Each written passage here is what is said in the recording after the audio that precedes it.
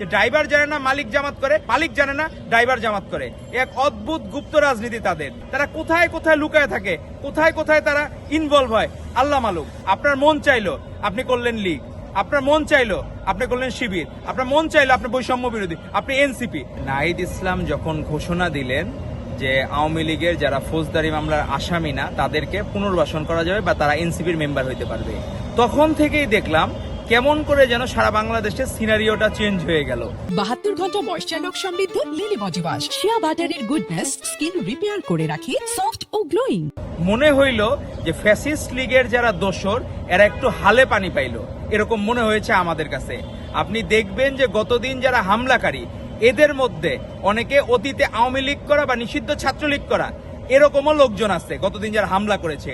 তাহলে এই নাহিদ ইসলামরা যে এদেরকে বাতাস দিলেন বা এদেরকে পেট্রোনাইজ করে বাংলাদেশের হারমোনি এবং এই এনার্কি সৃষ্টি করা, নষ্ট করার জন্য, এই আমাদের যে সুস্থ স্বাভাবিক পরিবেশ সেটি নষ্ট করার জন্য এই নাহিদ ইসলামরাই দায়ী। কারণ তারা নিজেরা সেদিন ঘোষণা দেওয়ার পরে আর তারা অ্যালায়েন্স করেছে কাদের সাথে? যারা ৭১-এর বিরোধী, যারা স্বাধীনতার বিরোধী, তাদের সাথে অ্যালায়েন্স করেছে নাহিদ ইসলামরা। ২৪-এর গণ অভ্যুত্থানে তারা নিজেরা কিছুটা ভূমিকা ছিল, এজন্য আমরা তাদেরকে শ্রদ্ধা জানাই, কিন্তু শ্রদ্ধার জায়গাটুকু তারা বারবার নষ্ট করছে। আজকে এই গুপ্ত শিবিরটা আজ থেকে তারা গুপ্ত না, তারা ঐতিহাসিকভাবে গুপ্ত। তাদের মনে হয় বাসার পরিবার পরিজনও জানে না সে যে শিবির করে। আমার মনে হয় একটা আছে না, যখন সময় বের হয় না যে ড্রাইভার জানে না মালিক জামাত করে, জামাত মানে মালিক জানে না ড্রাইভার জামাত করে। এক অদ্ভুত গুপ্ত রাজনীতি তাদের। তো এই ধরনের রাজনীতি নিয়ে বিভিন্ন পৃথিবীর বিভিন্ন দেশে বিভিন্ন কিছু নিয়ে থিসিস হয়। তো এদেরকে নিয়ে একটা গবেষণা করা দরকার যে এই গুপ্ত রাজনীতি কিভাবে করা যায়, এদেরকে নিয়ে গবেষণা হওয়া দরকার। এবং বিশ্বে এটা সবচেয়ে কঠিন গবেষণা হবে যে কিভাবে গুপ্ত আবিষ্কার করা যায়। এই গুপ্ত আবিষ্কারের যদি কোনো মেশিন থাকতো তাহলে বুঝাইতো তারা গুপ্ত। তারা কোথায় কোথায় লুকায় থাকে, কোথায় কোথায় তারা ইনভলভ হয় আল্লাহ মালুম। তো আল্লাহ তাআলা তাদেরকে হেদায়েত করুক। কারণ আমরা নিজেরা যেহেতু ইসলাম ধর্মে বিশ্বাসী, এরকম মুনাফিকি চরিত্রের রাজনীতি, আপনার মন চাইলো আপনি করলেন লীগ, আপনার মন চাইলো আপনি করলেন শিবির, আপনার মন চাইলো আপনি বৈষম্য বিরোধী, আপনি এনসিপি।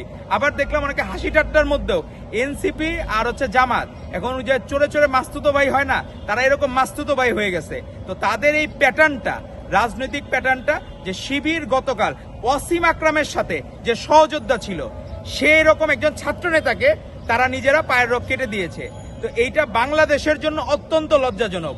আমাদের ৭১-এর মুক্তিযোদ্ধাদের সাথে ন্যূনতম কেউ অপমানিত হলে আমাদের যেমন খারাপ লাগে, গতকালের ঘটনাও সারা বাংলাদেশের ছাত্র সমাজের হৃদয়ে নাড়া দিয়েছে যে যারা ২৪-এর গণ অভ্যুত্থানের পক্ষের শক্তি তাদের উপর হামলা হচ্ছে, তাদের উপর ইন্টেনশনালি আক্রমণ করতেছে।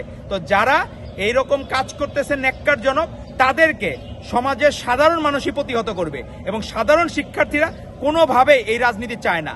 তারা চায় ক্যাম্পাসে পড়ালেখার পরিবেশ, তারা চায় নিজেদের সুন্দর একাডেমিক পরিবেশ এবং ক্যারিয়ার যাতে ভালো ডেভেলপ করতে পারে।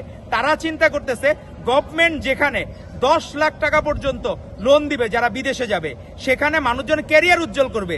এখানে এইসব নগ্ন কাজকর্ম এবং যারা এই শিবিরের যারা লেবাস ধরে এবং গুপ্ত রাজনীতি করছে তাদের নামে কেউ কিছু বলা যাবে না। আমরা যে বাক স্বাধীনতার জন্য সংগ্রাম করেছি, এই সংগ্রাম তো এই সংগ্রাম না যে আপনাদের বিরুদ্ধে কোনো কথা বলা যাবে না। আপনারা এমন হয়ে গেছে যে গায়ে মানে না আপনি মোড়ল। আপনারা কেউ তো নেতা মানতেছে না, কেউ প্রধানমন্ত্রী মানতেছে না, আপনারা কোনো কিছু হইতে পারতেছেন না। এজন্য নিজেদের গাত্রদাহ থেকে আপনারা এই কাজগুলো করতেছেন এবং নিজেরা যে কাজগুলো করতেছেন আল্লাহ তাআলা আপনাদেরকে শুভবুদ্ধির উদয় দেখ। এবং যদি আপনারা ফার্দার আর কোনো ক্যাম্পাসে এরকম অপকর্ম করেন, বাংলাদেশের সাধারণ শিক্ষার্থীদের নিয়েই বাংলাদেশ জাতীয়তাবাদী ছাত্রদল আপনাদেরকে প্রতিহত করবে এবং আপনাদের বিরুদ্ধে আইনানুগ ব্যবস্থা নেওয়ার জন্য আমরা উপযুক্ত প্রশাসনের কাছে আমরা আমাদের দাবি জানাবো।